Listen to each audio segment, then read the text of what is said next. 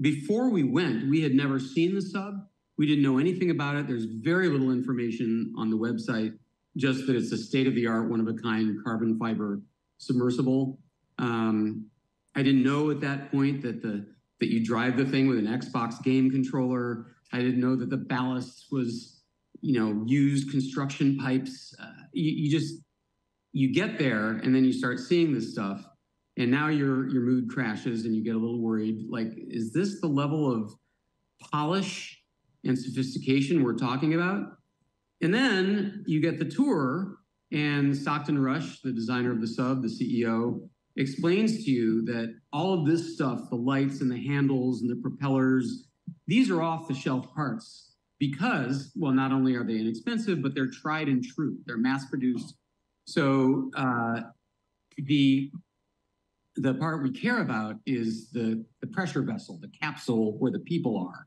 And that he designed with NASA and the University of Washington. And that, he says, is as locked down as it gets. His exact words were, everything else can fail, the lights can go out, the propellers can stop, but you will still be alive.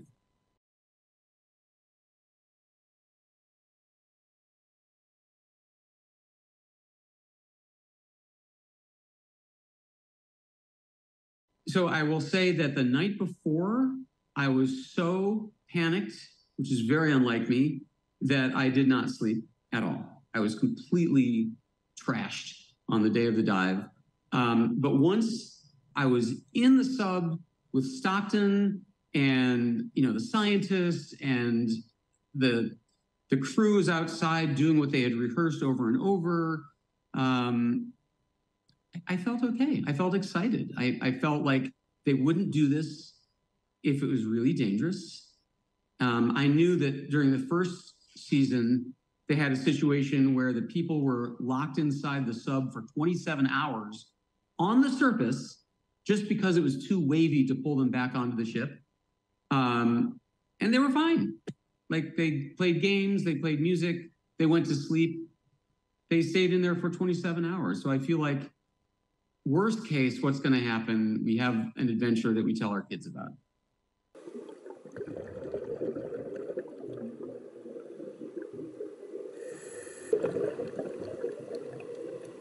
Yeah, you are bolted in from the outside. There are 18 bolts in a circle around the hatch. And by the way, they only fasten 17 of them. The 18th one is way up high, and they say there's really no mathematical difference. So you're right. The really nightmarish scenario is that they are alive at the surface, bobbing away, running out of air, and unable to get out.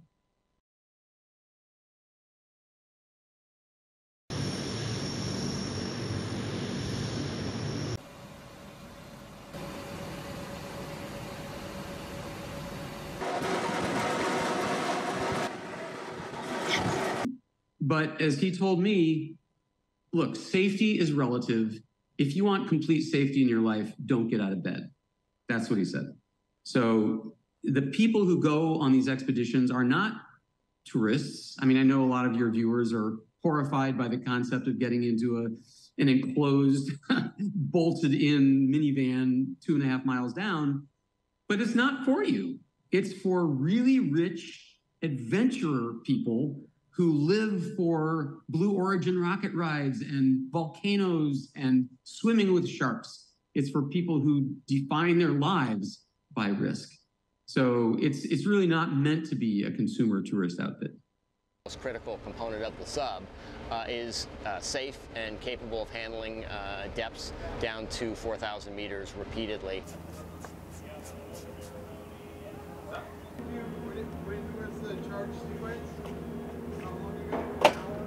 So in general, it's tragic, and I deeply feel for the families and the kids of these men.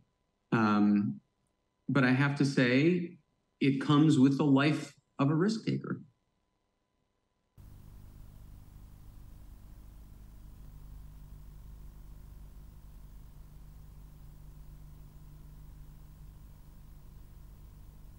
But I will say, and this is important, that the people on this company's tours who do get to the Titanic to a person, say that it is life-changing, say that it is worth every nickel, say that there is a before and an after they saw the Titanic in person. So for these people who have the money, they can't imagine not doing it.